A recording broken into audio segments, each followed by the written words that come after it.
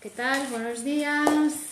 Buenos días, bienvenidos al curso sobre lecciones introductorias al psicoanálisis. Hoy vamos a hablar de un tema que se titula la fijación al trauma, lo inconsciente.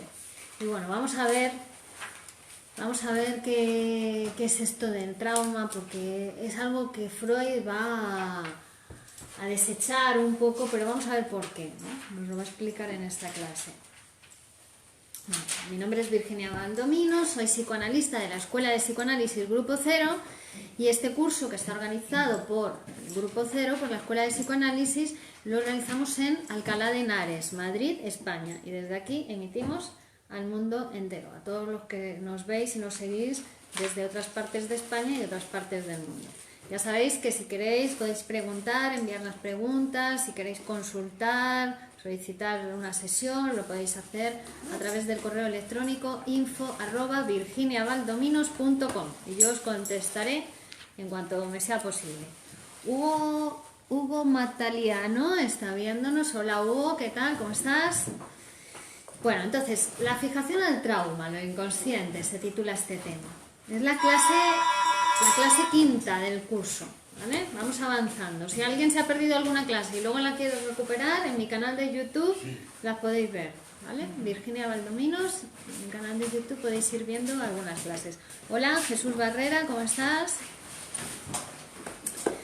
Bien, y recordar también que el psicoanálisis es un viaje personal que cada uno puede hacer si lo desea, y si no lo desea también lo puede hacer, ¿no? Que es un viaje que cada uno tiene que ir haciendo a su paso, a su ritmo y con sus propios deseos, que de eso se trata, de construir su deseo inconsciente. Vale, entonces Freud nos va a decir, hola, buenos días, en los casos que nos ha ido trayendo y nos ha ido mostrando, cómo parece que los pacientes, por ejemplo, que tienen un síntoma de TOC, ¿no? Un síntoma obsesivo, un síntoma compulsivo, o los pacientes histéricos, ¿no? Que parece que estuvieran fijados a un determinado fragmento de su vida pasada, ¿no? Como si se hubieran quedado ahí detenidos, algo que no hubieran podido elaborar, ¿no? Y eso es a lo que llama fijación, ¿no? A un determinado momento de su vida pasada que parece que no pueden desligarse de él, ¿no? Tanto que les hace estar un poco ajenos de su vida presente y del porvenir. Les quita energía para estar en la vida actual, ¿no? En la realidad, en su realidad actual, y poder pensar, poder planificar, poder establecerse una estrategia para el futuro, para su vida por venir. Hola Dolores, ¿qué tal? Hola Beni, Lanku, ¿qué tal? ¿Cómo estáis? ¿Vale? Y eso es a lo que va a llamar fijación. Se han sumido, vemos a estos pacientes que presentan algún síntoma neurótico, que la neurosis al final es eso.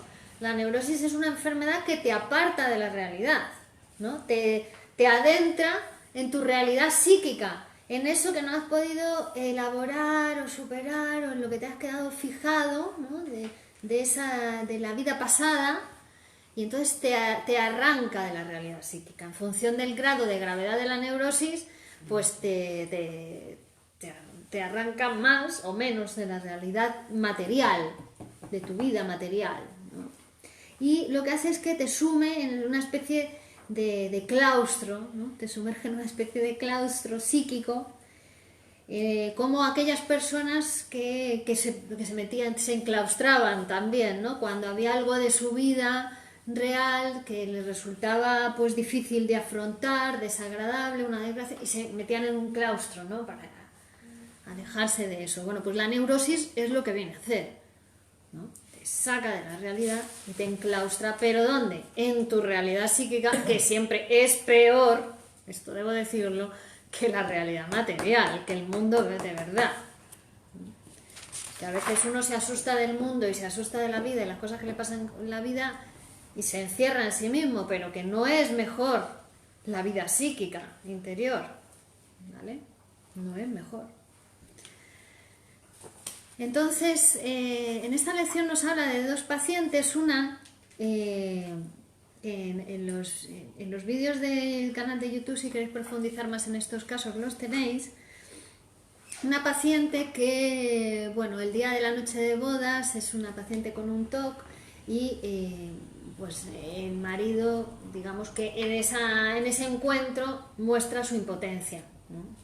Y entonces la mujer pues va a quedar muy frustrada y muy insatisfecha ante esa realidad. Ella tenía tantas ganas de casarse y de ver que era eso, ¿no? Y el día de la noche de bodas pues el marido fracasa. Bueno, entonces en su síntoma obsesivo, que consistía, que a Freud le llamó mucho la atención porque era como muy tonto, ¿no? Como los síntomas obsesivos, que aparentemente no tienen sentido, que parecen una tontería, ¿no? Esta mujer iba de una habitación a otra corriendo, de un cuarto a otro, y cuando llegaba a un cuarto llamaba a la criada, le hacía venir a la criada y le mostraba una mesa donde había un tapete blanco con una mancha roja. Y siempre repetía el mismo acto obsesivo, lo hacía varias veces al día, ¿no? Entonces, era llamativo por el sinsentido que tenía. Adelante. Bueno, pues parece ser que no era tan sin sentido, ¿no? Sino que cuando sometemos a un psicoanálisis ese acto obsesivo, vamos a comprobar cuál es el sentido del síntoma, ¿vale? Entonces en esta mujer se veía que en el síntoma estaban las dos cosas. Por una parte era como expresa los agravios contra su marido, ¿no? Esa hostilidad que tiene hacia el marido, pero al mismo tiempo con el síntoma lo rehabilitaba, era como que lo disculpaba, porque la mancha roja se correspondía con lo que el marido había hecho esa noche, que era manchó las sábanas para que la criada no se diera cuenta de que era impotente, ¿no?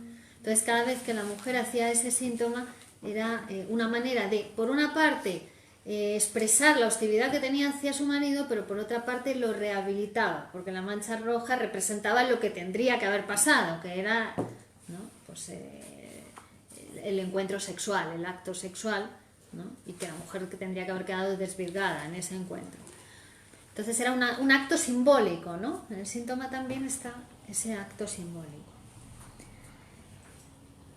Y también nos habla de una segunda paciente, también obsesiva, ¿no? Cuyo ceremonial consistía, ella tardaba horas en acostarse, ¿no? Cada vez que se tenía que acostar, bueno, pues tenía que poner todos los relojes de la casa en una determinada habitación, sacaba todos los relojes de su habitación, todas las cajitas, todos los joyeros, luego tenía que poner la cama dispuesta de una determinada forma, sacudía el edredón para que todas las plumas cayesen abajo, luego lo volvía a colocar, las almohadas tenían que tener cierta disposición, bueno, todo un síntoma que cuando se somete al análisis también tenía un sentido, ¿no? Y en el caso de esta paciente, lo que era una joven, adolescente, y se observaba que había una inclinación erótica hacia su padre, ¿no? Porque además lo que conseguía siempre era dejar la puerta del cuarto de los padres abierta, que no cerrasen la puerta, ¿no?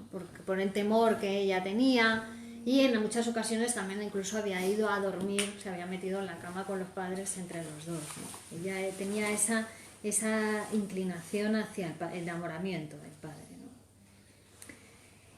En este caso ella pensaba que no podía tener ninguna relación con ningún chico porque estaba enferma, ¿no? Pero dice Freud, es al revés, la enfermedad se desarrolló precisamente para no separarse de su padre, ¿no? Es decir, que también el síntoma de la enfermedad, además de tener un sentido que podemos descubrir y desentrañar con el análisis, tiene una intención, tiene una intencionalidad, tiene un fin, persigue algo, ¿no? ¿Para qué? ¿Qué se consigue con el síntoma? ¿No? Esa es la intención del síntoma, que siempre es inconsciente para la persona, ¿no? Que hasta puede ser consciente cómo se originó, cómo se produjo el síntoma, eso puede ser consciente o inconsciente, pero el fin, el para qué que se consigue siempre es inconsciente. Entonces, ese va a ser un rasgo general de la neurosis, que siempre tiene un fin, siempre tiene un para qué, siempre se consigue algo, siempre tiene dedicatoria el síntoma, decimos, ¿no? Siempre está dedicada a alguien y además para algo, ¿no? La salud también, ¿eh? La salud también siempre es para alguien, es decir, que uno le regala su salud a otras personas, ¿no? Es un acto de amor también, ¿no? Pero el síntoma y la enfermedad también es un acto contra alguien, ¿no? Aunque lo padezca uno. Inconscientemente está dedicado. Pero puede estar dedicado a uno también, ¿no? Un castigo. Sí, siempre hay un castigo en el síntoma, pero también hay alguien hay un otro al que está dedicado, que es lo que en el análisis pues se va a poder llegar a interpretar, ¿no? Porque eso es totalmente inconsciente para el paciente. Perdona, pero entonces también hay un beneficio para la persona, siempre. Siempre. Siempre, ¿no? Siempre hay un beneficio y un castigo a la vez. ¿El beneficio cuál es? Es el deseo inconsciente que se satisface. Porque el síntoma viene a ser una satisfacción sustitutiva de un deseo, como el sueño lo era, ¿no? El síntoma también lo es. Hay un deseo inconsciente que se satisface, pero al mismo tiempo hay un castigo, porque te limita la vida, el síntoma, ¿no? Están siempre las dos cosas. Es como un acuerdo entre las dos partes de la psique, ¿no? La parte consciente y la parte inconsciente. Dice, bueno, tú le dices al inconsciente, la conciencia, la represión, ¿no? O la censura, le dice al inconsciente, vale, tú exprésate como puedas, tú exprésate, pero no te vas a expresar directamente. Yo también me voy a salir voy a ganar, ¿no? Es decir, el inconsciente se expresa pero disfrazado, ya deformado, de tal manera que la conciencia no se entere de nada, no se entere de muy poco de lo que pasa a nivel inconsciente. Pero es como un acuerdo que hacen las dos fuerzas, la parte consciente y la parte inconsciente. Y el resultado de ese acuerdo es el síntoma, ¿vale? Entonces, el inconsciente se expresa, pero de una manera disfrazada. Y además, la conciencia también se sale con la suya y la moral se sale con la suya porque hay un castigo por ese deseo que se está expresando. Daos cuenta que la parte moral, ¿no?, de la mente, que vendría a ser el super yo, ¿no?, hay una parte consciente de la moral, pero la mayor parte de la moral es inconsciente también. Y además está en relación directa con los deseos inconscientes, con el ello.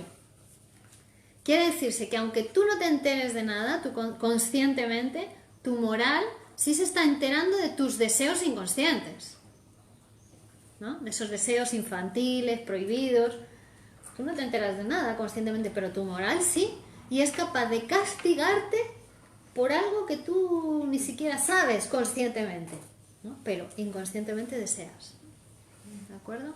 Así que a uno mismo no se le puede engañar, muy difícil. A nuestro juez interior es imposible engañarle, ¿no? Tiene ojos hacia lo inconsciente, está conectado directamente con lo inconsciente. Entonces, claro, la pregunta que nos hacemos siempre ante un síntoma, ya sabéis que el psicoanálisis parte de los efectos. Hemos dicho, es una ciencia de efectos, ¿no? No como las ciencias causalistas, ¿no? Cuyo máximo exponente es Laplace, que decía, dadme todas las causas y podré predecir todos los efectos. No, el psicoanálisis no piensa así. El psicoanálisis parte de los efectos. Entonces, parte del síntoma. ¿Sabes abrir? Del relato. Hay una llavecita ahí. Sí, hay una llave. A ver, Paqui Robles. Hola Manuel, hola Héctor, hola Francisco, hola Paqui, hola Juan Carlos. Y Paqui Robles dice, buenos días, estaba pensando que el castigo inconsciente es siempre ya dedicado a otra persona porque el propio amor a sí mismo sería incapaz de hacerse daño. No sé si esto es así. Bueno, es que están las dos cosas. Está el narcisismo, que te protege, es el amor a uno mismo, ¿no? El narcisismo es protector hasta cierta medida. Si te pasas de narcisista ya no te protege, sino que te aísla. Hola, buenos días. Está el narcisismo, que te protege y te cuida, pero es que esa es la complejidad del aparato psíquico. ¿no? Está eso, pero también está la moral que te castiga. Y en determinadas patologías hasta te puede llevar a matarte, ¿no? Como la melancolía, que en su extremo te puede llevar al suicidio. Eso es una cosa de el superyo contra el yo. El superyo lo castiga hasta matarlo, pero también ahí hay un otro, porque ha sido que el yo ha internalizado al objeto perdido. Entonces, cuando el superyo castiga al yo hasta asesinarlo, es porque no está castigando realmente, no se está castigando a sí mismo, sino a un objeto perdido con el que se ha identificado. O sea, fijaos la complejidad del aparato psíquico, pero tenéis que pensarlo así, como que el aparato psíquico no es uno, no somos individuos, como se suele decir, somos divididos, somos individuos. Está formado por varias instancias, es como si hubiera varias personas dentro de nosotros. Entonces, uno puede querer cuidarse, protegerse, ser feliz, que todo le vaya bien, y el otro puede querer ponerle la zancadilla, maltratarle, le odia, hace que le vayan mal las cosas, y todo eso está en ti. Esa es la complejidad del aparato psíquico. Entonces, claro, la cosa es conocerse, ¿no? Porque también cuando uno no se conoce, ¿qué hace? Atribuye todo esto al exterior. Es la realidad, son los otros, es el mundo, es mi marido, es mi hijo, es el otro, no, todo, siempre uno es el, ¿no? La víctima. Pero es la víctima de sus propios procesos inconscientes, es la víctima de su propio aparato psíquico. Si no, pensarlo, cómo las cosas se repiten una y otra vez en la vida, ¿no? Se le van repitiendo, bueno, pues esto ya me había pasado y otra vez me vuelvo a tropezar en la misma piedra, no, por favor.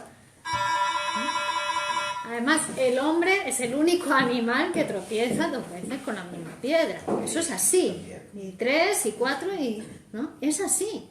Es el único animal. Perdón, ¿es algo o alguien? ¿Es algo o es alguien lo que echas de menos en la moral? Eso? Puede ser a algo, puede ser a alguien o puede ser a un ideal. Yo pensaba que el mundo era de una manera y resulta que ahora veo que no es como yo esperaba, entonces pierdes ese ideal y te deprimes, también puede ser. Vamos a hacer un curso sobre tristeza, depresión, melancolía y trastorno bipolar. Ese será de los próximos cursos que organicemos. Paqui dice, sí, a esto que estás explicando me refería. Gracias, Virginia. Gracias a ti, Paqui. Bueno, entonces,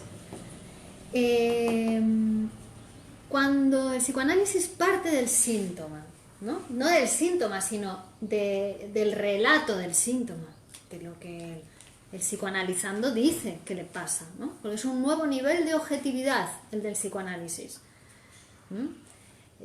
Vamos a partir del último efecto del sistema productivo. Digamos, si el sistema productivo es el aparato psíquico, vamos a partir del último efecto. ¿Y el último efecto cuál es? El habla.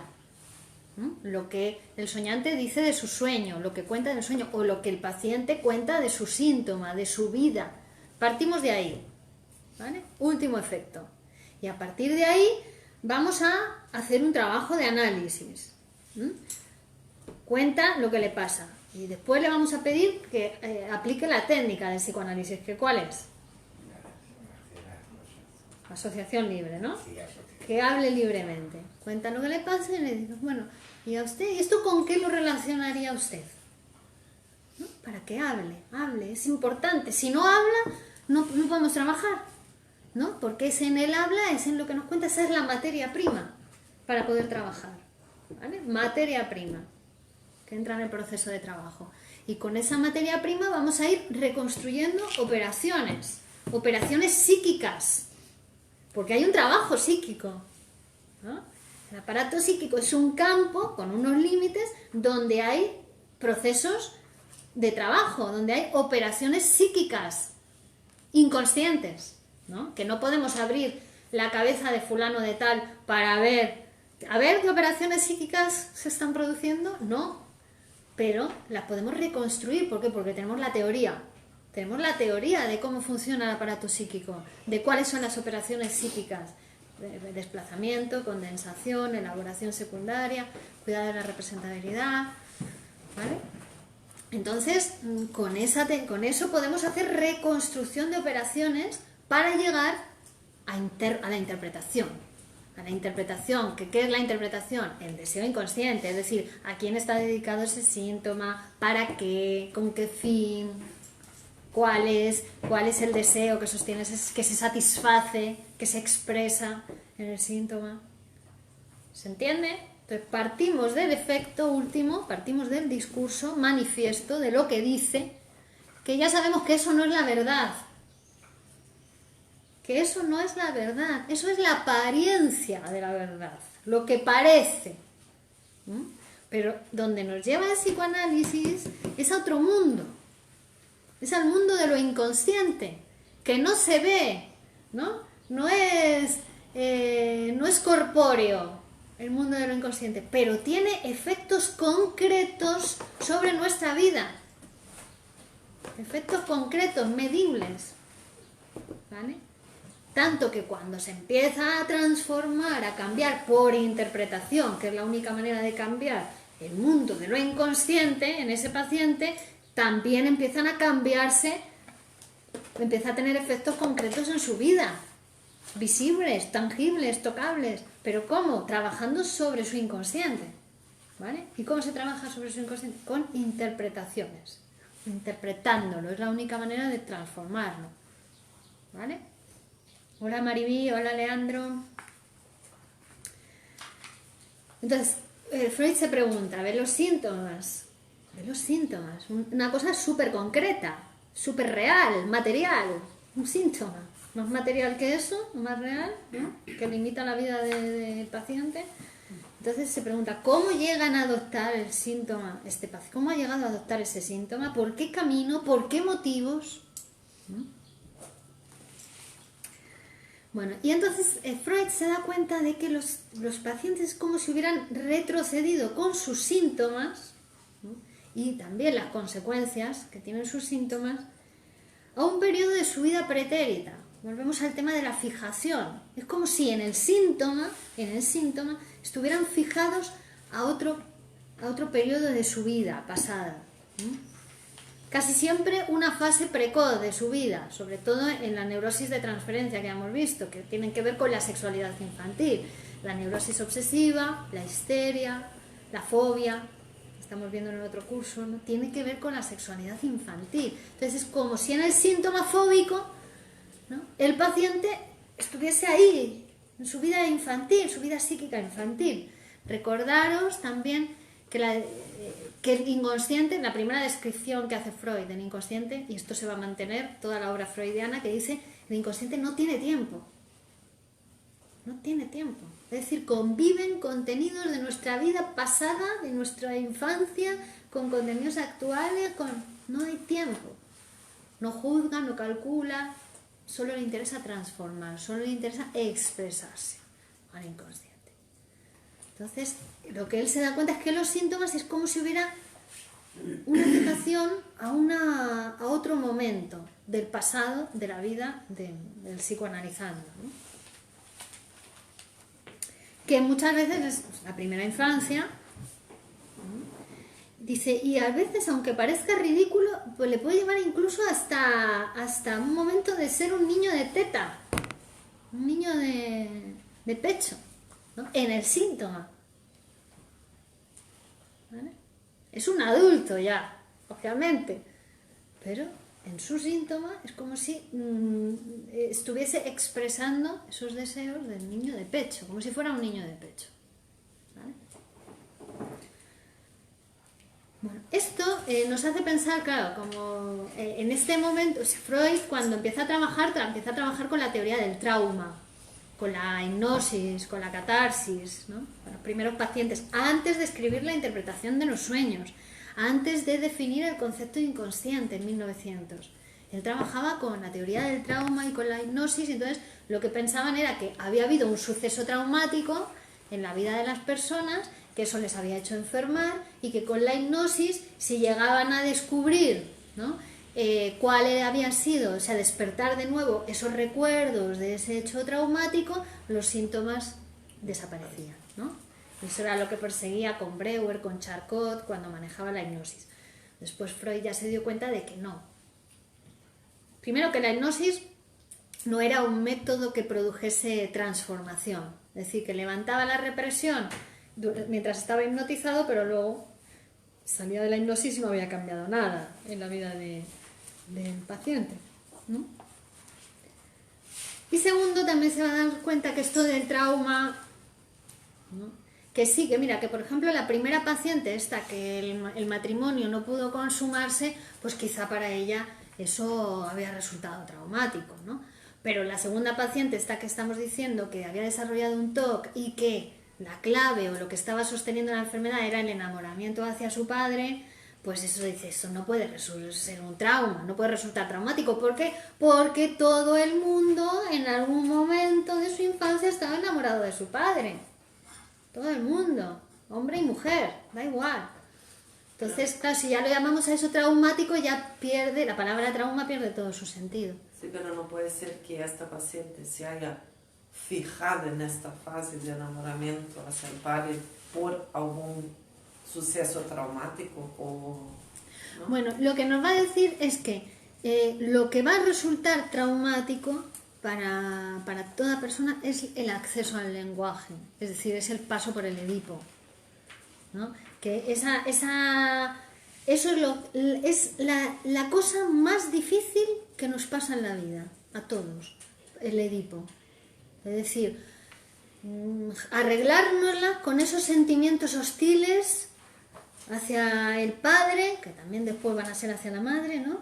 Y con esos sentimientos amorosos, esa inclinación erótica hacia nuestros progenitores. Eso es lo que va a resultar a todas las personas lo más difícil en la vida, el paso por el Edipo. Y cómo lo resuelve cada uno, cómo va pasando por esos procesos que constituyen el complejo de Edipo, va a ser lo que va a determinar nuestra posición psíquica en la vida, ¿no?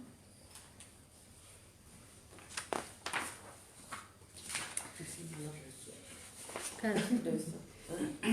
¿Cómo? No, decía que si no lo resuelves, evidentemente te trae después problemas en tus relaciones personales con los hombres. Claro, y con los hombres, porque es un reflejo.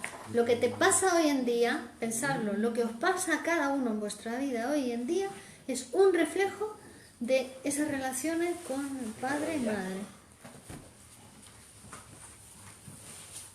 Por eso hay relaciones que se ven desde fuera, claro, sin ver cómo es desde dentro.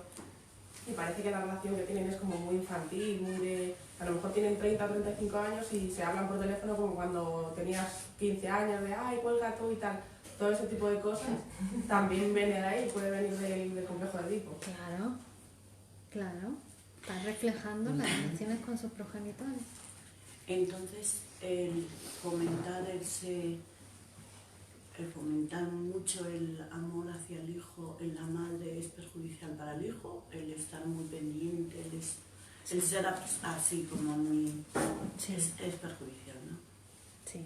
La madre es la primera que tiene que tener límites para que el niño pueda establecer bien los límites. Y los límites son necesarios, porque los límites dan seguridad en la vida, ¿no? Saber hasta dónde se puede llegar y hasta dónde no se puede llegar, eso te da seguridad, ¿no?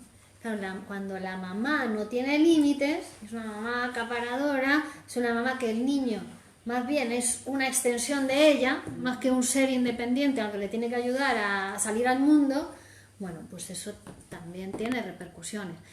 Que como decimos, el psicoanálisis no es causa-efecto, no porque la mamá sea así el niño va a tener problemas, pero cuando viene un niño con problemas a la consulta, ¿no?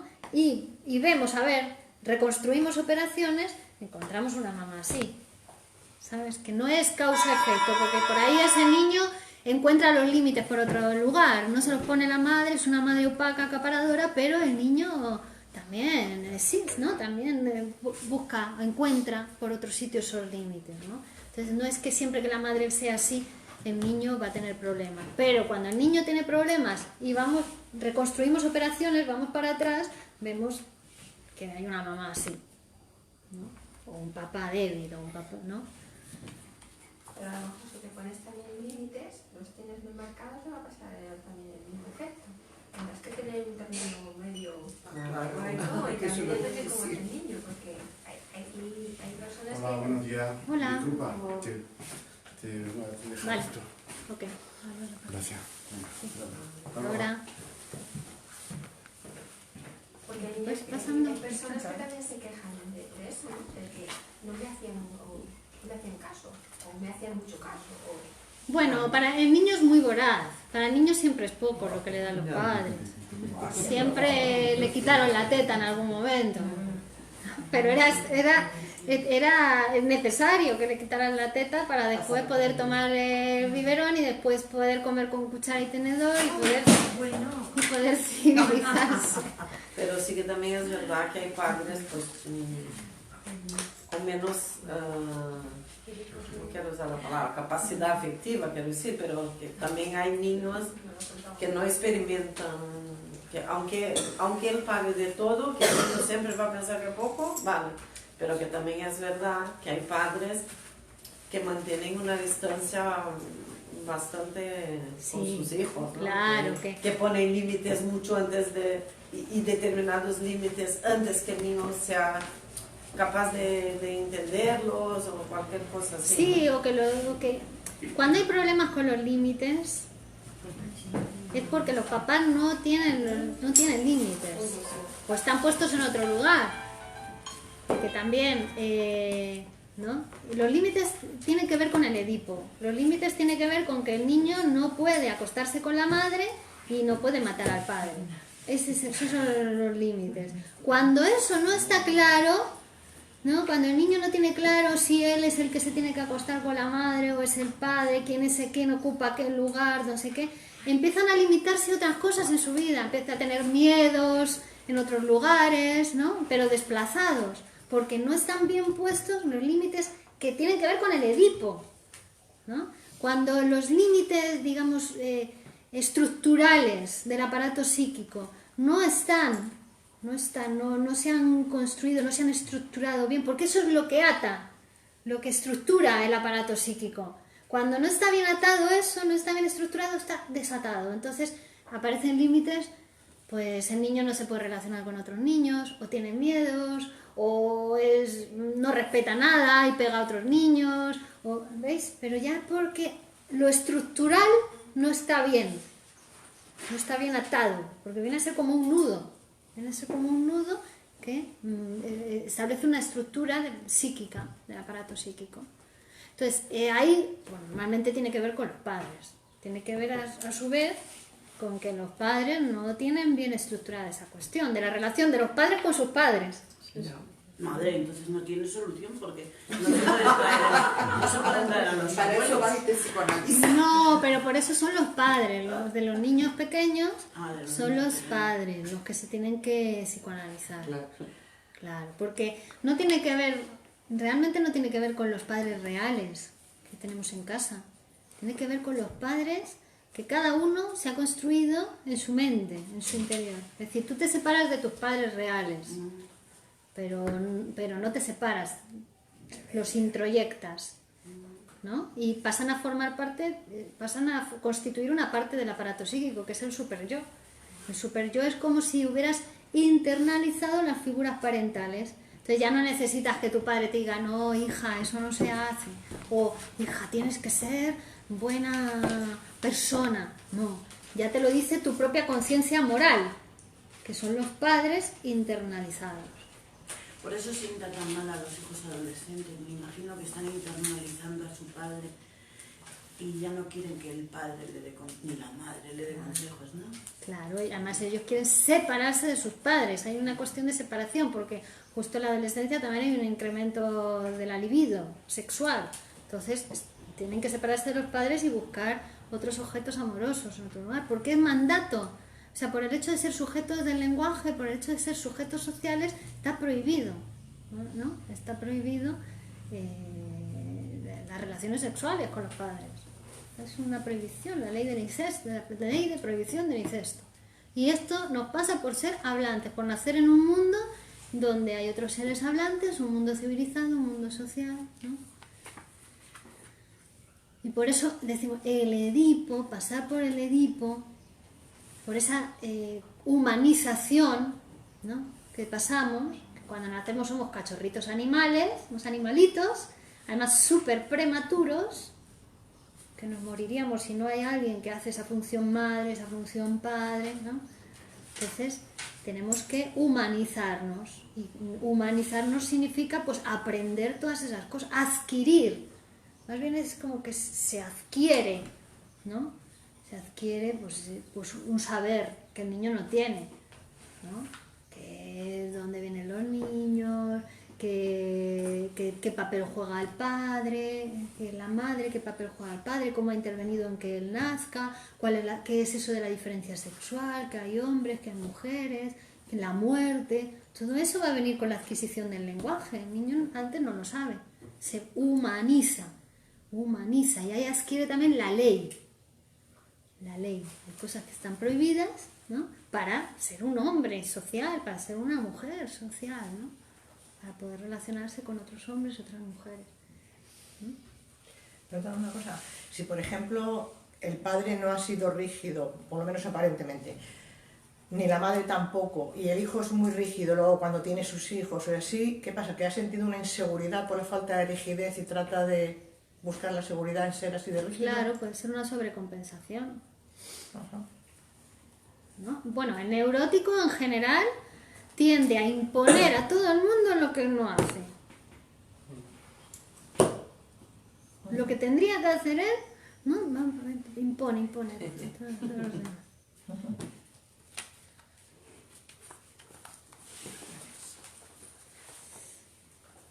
Bueno. Perdón, ¿y cuando esos límites son muy marcados, muy fuertes, también son negativos?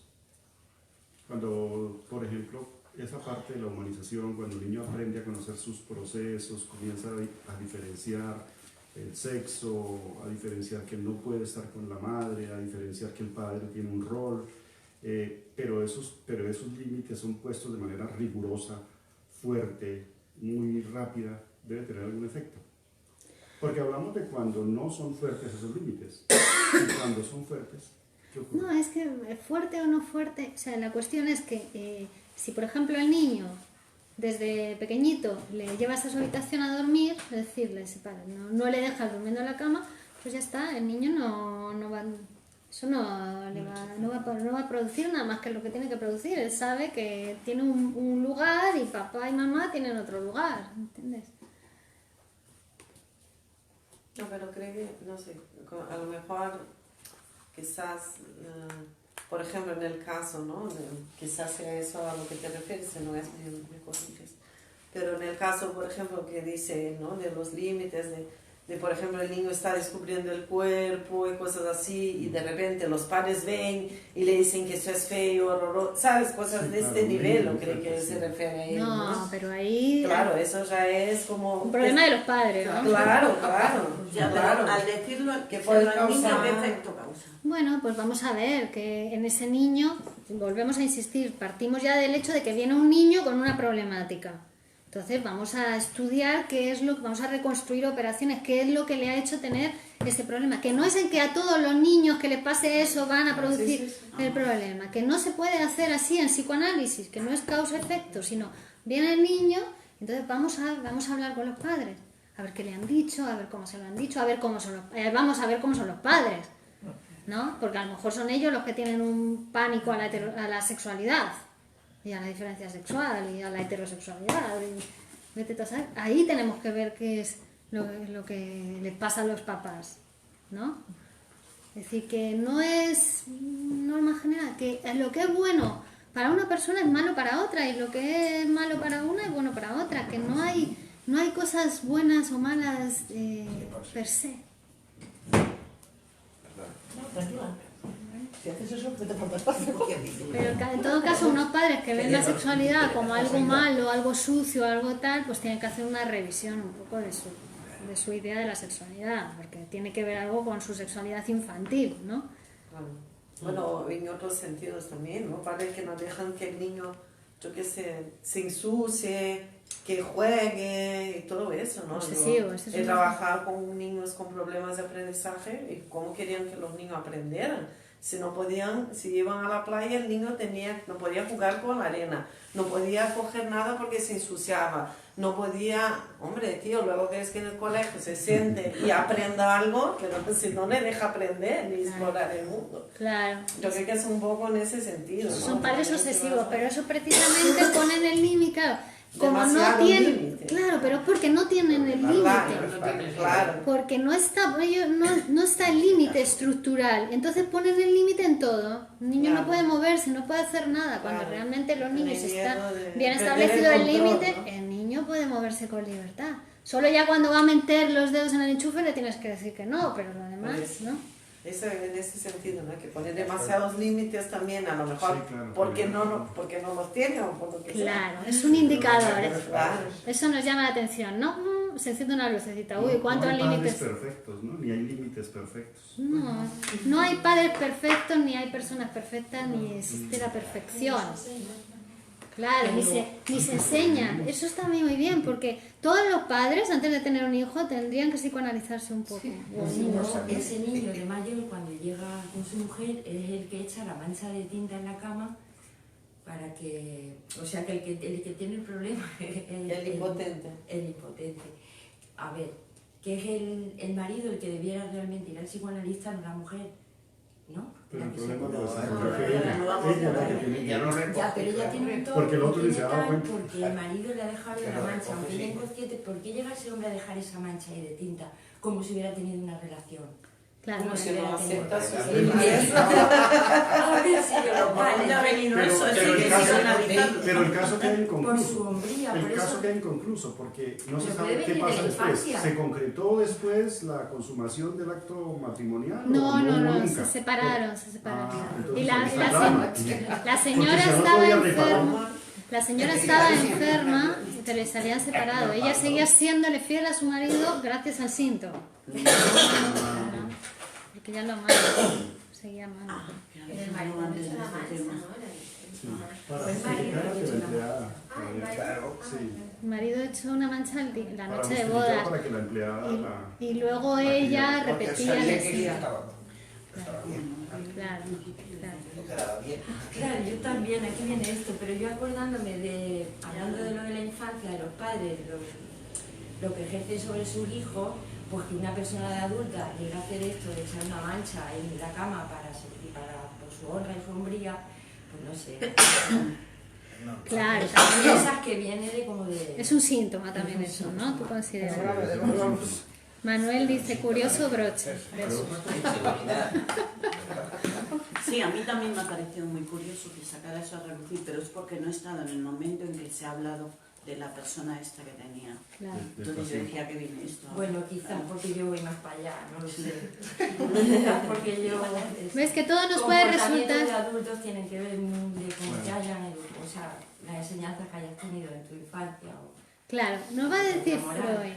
Todo está, el inconsciente es un concepto teórico, ¿no? Inconsciente es un concepto teórico, pero es un concepto que sobredetermina todo lo que pasa en el aparato psíquico. Es decir, que todo lo que nos pasa, todo lo que somos, todo lo que hacemos, todo lo que percibimos, todo lo que no percibimos, todo lo que decimos, todo lo que no decimos, no, tiene que ver, o sea, nos está sobredeterminado, quiere decir que son efectos de nuestro inconsciente. ¿Qué pasa cuando una persona va al psicoanálisis y no habla? No se puede psicoanalizar. No se puede hacer nada.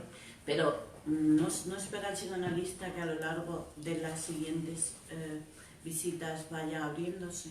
Espera un tiempo. No, prudencial. claro, sí, eso puede ser, porque también un paciente se va construyendo en el análisis. Llega y espera que el psicoanalista le pregunte y le saque, como hacía su mamá, ¿no? Que le iba a preguntar y se iba sacando las palabras con cucharón, porque si no, no hablaba, ¿no? Pero claro, para tener que ir aprendiendo a hablar, de eso se trata en el análisis, empezar a aprender a hablar, aprender a conversar, aprender a elaborar las cosas que le pasan con la palabra. ¿Mm? Porque si lo que le pasa a ese que no habla es precisamente porque no habla. Y la persona que habla demasiado e interrumpe el diálogo, Pero que no hay... Sí, que eso pasa mucho en muchos niños. no solo en Interrumpe los la papá. niños, en los adultos también. En el Una análisis. persona explosiva que llaman otras, estas, ¿a qué se debe eso? ¿A que ha estado mucho callado y que no le han dejado tener opinión? No saben. No sé, puede ser debido a varias O puede ser que es muy inteligente y quiere saber más. No. Pero si habla, no No, aprende. creo que no. Hablar no es aprender. Pero el hablar sí, porque genera comunicación, porque permite exteriorizar, porque permite poner a imaginar a los demás y construir entre todos. O sea, Pero sí sí. permite. Pero Si no tú no puede dejas expresarte al otro. No No hay puedes escucha, cambiar de sí, claro, opinión que no si se no puede dejas expresar. expresar, ¿no? Mira, si no hay puntuación, tampoco es habla. Quiero decir, si tú escribes y no pones comas, no pones punto y aparte, no pones punto y seguido, no se entiende nada de lo que dices, ¿no? Pues La gente de puntuación es parte del habla, ¿no? También poner un punto y aparte, escribir otro nuevo capítulo de tu Hasta el vida. silencio puede ser parte El de silencio es parte del habla, ¿no? Pero está articulado. Es una persona que no tiene puntuación, es decir, va por la vida sin escuchar, sin parar, sin... Algo también eso es un... ¿no? Tenemos que partir de ahí para analizar qué le pasa. Porque la Creo que también puntuación es un síntoma importante. de una persona que habla y no deja a los demás. También, Es un síntoma de algo le ocurre también, también. Y se queda sola. creo yo. Claro. No, pero que tiene que tener algo en su subconsciente también, ¿no? Exactamente. Algo le ocurre Algo si le no deja hablar a los otros. Claro. Eso Todo eso son efectos, ¿veis? Eso ya es lo que se ve, lo manifiesto, lo visible, pero lo que nos dice el psicoanálisis es que eso es efecto del sistema inconsciente, que es lo que precisamente tenemos que interpretar, tenemos que descubrir, tenemos que hacer un trabajo para llegar a eso inconsciente, que eso no se ve, en apariencia no se ve, pero es lo que produce ese efecto, ¿vale? Es como si la causa inconsciente estuviera en un lugar y el efecto estuviera en otro, lo viéramos en otro. ¿Veis? ¿Y el psicoanálisis con qué se queda? ¿Con lo que la persona expresa o con lo que con lo que la persona habla o con lo que la persona expresa? Todo, Porque hay veces que- pero todo. ¿qué es lo que más importancia se le da? ¿A lo que verbaliza o a lo que expresa con las manos, con el cuerpo? todo, porque todo es lenguaje. La expresión con la mano, con tal, también es Claro, a parte del veces lenguaje. es contradicción. Bueno, Pero ahí ves la contradicción. ahí se expresa la contradicción. La contradicción siempre es condición del aparato psíquico. Somos contradictorios, ¿no? Siempre hay conflicto psíquico. O sea, la idea de, ay, pues venga el equilibrio, bueno, es relativo porque siempre hay conflicto entre la parte inconsciente que quiere una cosa y la parte de la conciencia que se lo impide, ¿no? Y eso es lo que da como resultado todo lo demás, el sueño, el lapsus, el síntoma, ¿no? Entonces, partiendo de ese efecto, nosotros vamos a intentar conocer cuál es ese conflicto inconsciente, cuál es ese deseo inconsciente que trata de expresarse, ¿no? Y que la conciencia o la censura se lo impide. ¿Vale? Y eso es lo que vamos a interpretar. Y esto es muy importante porque no es que el inconsciente esté escondido, como se pensó en algún momento, es que hay que ir a una profundidad del aparato psíquico, a un sitio oscuro donde está escondido el inconsciente. No.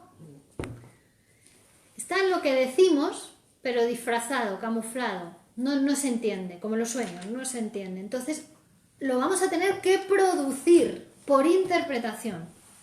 Es algo, una nueva producción, algo que no estaba. Es decir, era inconsciente porque no tenemos palabras para expresar eso, ¿no? Que sin embargo está teniendo efectos en nuestra vida. Pero la interpretación psicoanalítica, la interpretación que ya es producto de un trabajo, de que venga a la sesión, hable libremente, el psicoanalista lo escuche, además el psicoanalista está en formación, está en una escuela, está en análisis, participa en varios seminarios, participa en varios grupos, en sus supervisiones, todo eso para poder escuchar al paciente y poder interpretar su inconsciente, que no está en ningún lugar, se produce cuando lo interpretamos. ¿Se entiende esto? Porque esto es lo más difícil de entender del psicoanálisis. Que es una nueva producción. Que si el paciente no viene a psicoanalizarse, no sabemos nada de su inconsciente. No tiene inconsciente propio. ¿Por qué? Porque el inconsciente sí es algo que está escrito, la interpretación de los sueños, teóricamente. El concepto y toda la teoría, su articulación con otros conceptos. Pero después viene fulano de tal para construir su propio inconsciente. Es decir, para, aplicando la teoría, el método y la técnica, podamos producir su deseo inconsciente. Y ese es el resultado del trabajo del análisis. ¿Se entiende? Es que esto es lo más complejo de entender. Es que yo no pienso que sea producir, poner a la luz en todo caso, ¿no?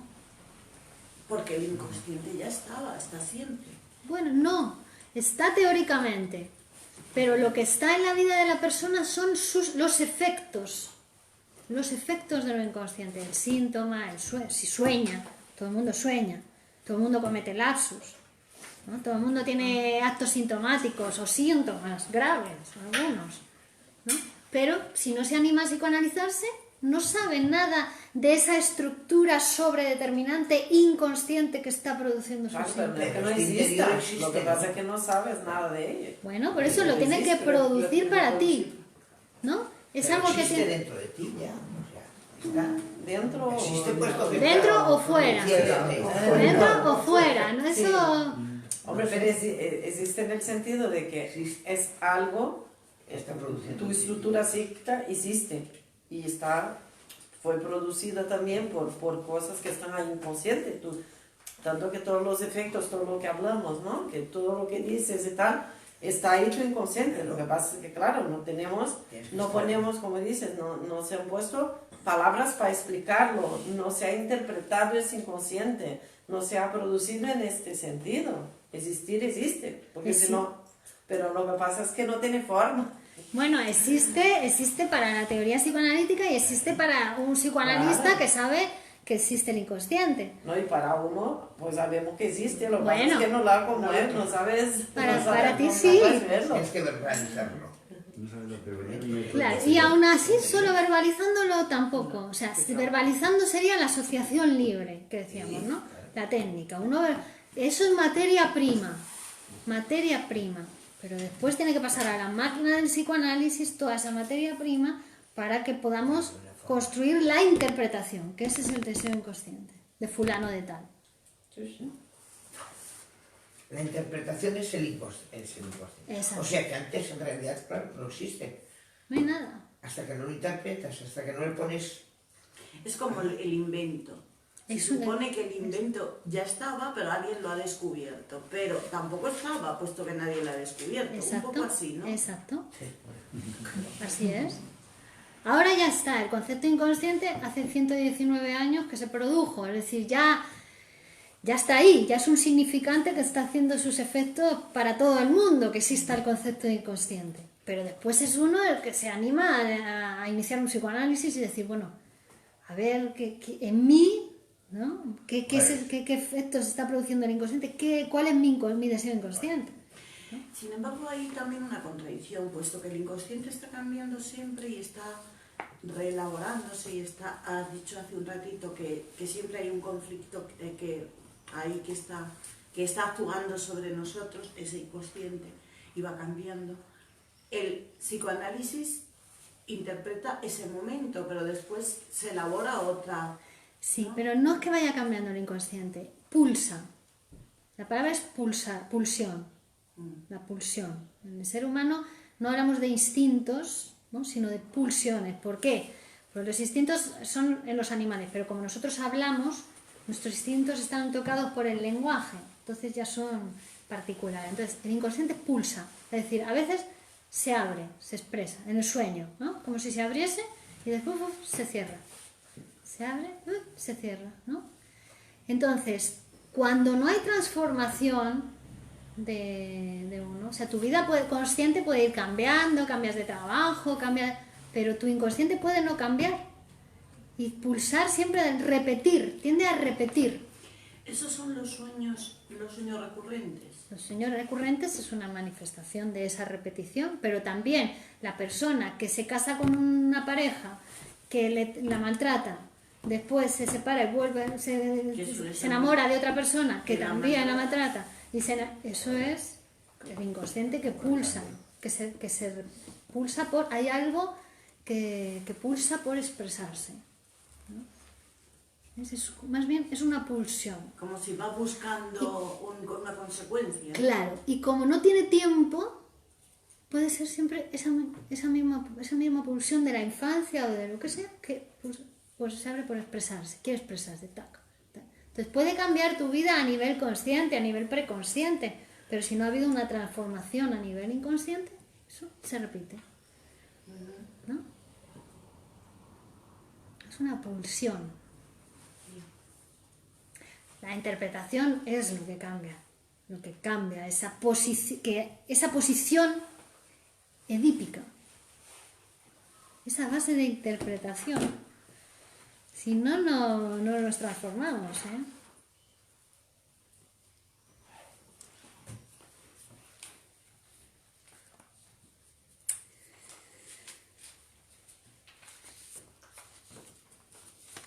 Puede decir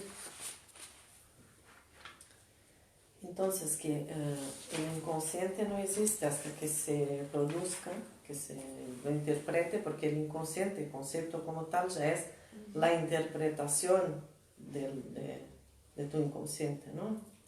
Pero que lo que existe son, quizás, hasta que interpretas el inconsciente, ¿no? Lo que existe son pulsiones que tú conscientemente no las entiendes y no las conoces, pero pulsiones que sobredeterminan todo en tu vida. Así.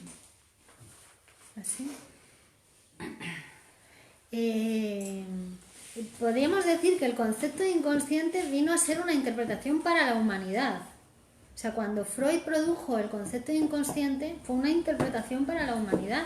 De hecho, decimos que fue una herida narcisística al ser humano, ¿no? Una de ellas, porque ya se hablaba de la primera herida narcisística, que fue cuando Copérnico dijo: están ustedes equivocados, la Tierra no es el centro del universo, ¿no?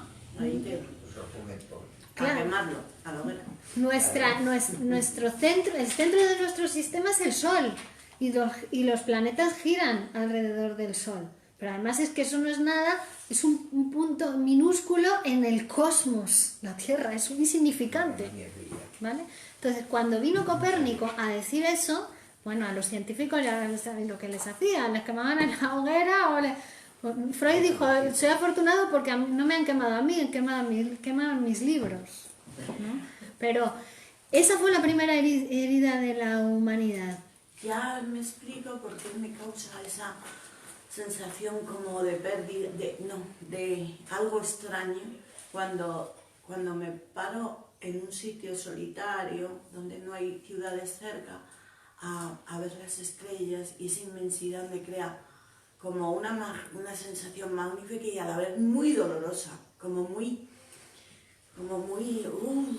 la insignificancia esa, ¿no? Eso es complejo de Edipo dolorido. Eso es herida narcisística. Una herida al narcisismo, ¿no? Porque se dice, es que es una paz tremenda. Bueno, y una paz y también una angustia. Claro. No solo paz, también hay una sensación de no ser nada, ¿verdad? De angustia, no sé. Pero es que tampoco un microbio ya es algo, es que es menos que un microbio, ¿no? Yo también he percibido esa misma sensación. ¿Sí? Cuando veo que alrededor de España no hay montañas. Me da la sensación que me voy a separar porque se me va a ir la gravedad. Pues no, pues es muy raro coger un punto en España, ¿eh? Yo vivo en una región donde hay muchas montañas y me circundan las montañas. Entonces aquí me siento que me voy a ir hacia el espacio. No, pero es muy raro que no haya, en España es raro que no veas una montaña, ¿eh? Una parte de la Mancha y es una montaña. Pero uno ve a todo alrededor y no hay una montaña mecánica que no se ve. Claro, aquí se ve. Pues es que te digo que mi primo de Miami dice todo lo contrario. En España siempre miras alrededor y ves una montaña. Claro, él está acostumbrado a vivir en Miami y dice, pero es que yo no veo esta montaña. Es que es el concepto. Yo claro, solo en la mancha no se ve montaña. Risa, no, uy, como... Yo he estado en coma y no sé si fue la salida del coma o durante el coma. Tenía unos sueños de que me querían matar, todos los que digo que será la salida del coma, o en el coma también hay sueños. No lo sé. Sí. Yo creo que algo raro sí que hay, porque yo también estoy algo... Todas las enfermeras me dicen que es normal, Hay vida inconsciente, No porque sé si no te exactamente qué, morirías. pero sí, como algo raro. Vida Sí. inconsciente hay en el coma. Ahí sí, porque Pues si no te morirías, es lo que te mantiene en vida. el Yo inconsciente. pensé, a lo mejor es a la salida, Como luces al contacto otra vez con la realidad. Como no se tiene tiempo, ahí no hay tiempo. Ahí sí que no hay tiempo. Parece como que Claro. ahí no hay tiempo. Pues así es. En el Pues inconsciente no hay entonces tiempo. da la casualidad de que consultado, porque esas angustias, las enfermeras siempre dicen, todos los pacientes dicen que venían a hacerles daño o que siempre había algo negativo. No. ¿Tú no? Yo no, para nada. Sí que recuerdo como luces o como algo extraño, ¿no? Pero sale sin ningún miedo, sin ninguna nada. A mí me querían Y matar. feliz de la muerte, ¿vale? Pero además una elaboración tremenda de que todos los médicos, las enfermeras, yo veía que el médico le decía, tienes que ponerle este veneno, y la enfermera venía con la aguja, con la jeringuilla, yo me quería cortar las amarras, estaba amarrada además. Eso sería la salida del coma, ¿no? Sí, ya te querías cortar las manos. Experimentamos cosas diferentes. Pero que tiene que ver, ¿veis cómo cada uno le pasa de una manera diferente, ¿no? Es decir, Es todo, sí. tiene que ver con el inconsciente de cada uno. Pero será igual que en el útero, entonces. Ahí estará ese inconsciente. Cuando estás en el útero hay otro inconsciente que tú no te detienes. Ahí se está construyendo la nueva vida, ¿no? También el nuevo inconsciente. Sí. Porque antes he hecho referencia a cuando un bebé está mamando, pero anterior a eso también habrá Bueno. quien llega a... Claro, hay algunos autores que dicen que la primera castración es cuando el niño sale de la madre, cuando la madre queda castrada por primera vez, pero después no va a ser hasta que pases el complejo de Edipo que se produzca la castración verdadera, es decir, que le quites a la madre la atribución que tú le has hecho de totipotente, de Dios casi a la madre. Pero tiene que ser muy traumático, ¿no? Nacer, yo creo que sí. Estás mucho tiempo ahí tan tranquilo y de repente te sacan, de verdad, Yo de te repente imagino que te sacan y Pero estás... por eso lo olvidamos. Por eso está la amnesia. Yo creo que tiene que ser muy Por la Por traumático. eso que está. Que ya me pegan. la amnesia está muy bien para no acordarse de eso. Digo yo. No, pero es absolutamente necesario salir de la Es madre, traumático, porque como si es no te traumático el mueres. Édipo y es traumático, tío. ¿Veis? Es absolutamente necesario salir de la madre, de la barriga, porque si no te mueres. Igual de necesario es salir del cuerpo de la madre cuando pasas por el Edipo, porque si no también te enfermas. Claro. Quedarte pegado a la Pero madre. no es porque sea necesario que no es difícil y doloroso. Tú mismo dijiste hace nada que lo más difícil para el ser humano es pasar por el complejo de Edipo, Claro. porque son muchas contradicciones, pérdidas, un conflicto entre amor y odio. Sí, pero también son difícil. ganancias. Hombre, Quiero ¿no? decir Es que difícil. es cómo lo viva cada uno. Es lo más difícil, Por eso. ¿no? Pero cómo lo... Necesario, pero difícil. Claro, pero también son ganancias. Se pierden, es decir, para ganar Claro, algo hay que perder. Claro, ganas mucho más, quizás que se te queda ahí. Claro. Hablamos aquí con propiedad. Exactamente. Que la ciencia también, cuando nos ha producido esas heridas narcisísticas, ¿no? Que al hombre le han dolido tanto, que no seamos el centro del universo, o la siguiente, la de Darwin, que nos dice que no tenemos un lugar privilegiado en la creación, sino que somos un eslabón de la cadena de los animales, de la evolución de los animales. O cuando llega el psicoanálisis y nos dice que el centro de nuestra mente no es la conciencia, sino que es el inconsciente, es decir, que son cosas que nosotros ni podemos controlar, ni sabemos de ellas, las que más determinan nuestra vida, son heridas, ¿no? Para nuestro narcisismo humano, pero son heridas que nos han producido ganancias, ¿no? Que nos han hecho saber más de nosotros mismos, la ciencia nos ha llevado a vivir más años, ¿no? A vivir más saludablemente, a una evolución, ¿no? En nuestra salud, en nuestra civilización, entonces, claro, nos lleva a romper con creencias anteriores, ¿no? Con frases anteriores de la madre, ¿no? Con vidas anteriores, pero también nos hace ganar una nueva vida.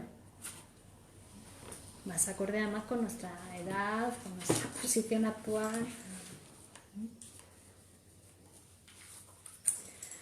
Bueno, dejamos aquí por hoy y el próximo día vamos a seguir con el desarrollo de la libido y las organizaciones sexuales. Ole. El próximo día, ¿vale? Como no te des nada de la madre, ya. Vamos a ver cómo va a ser toda esa relación con la madre.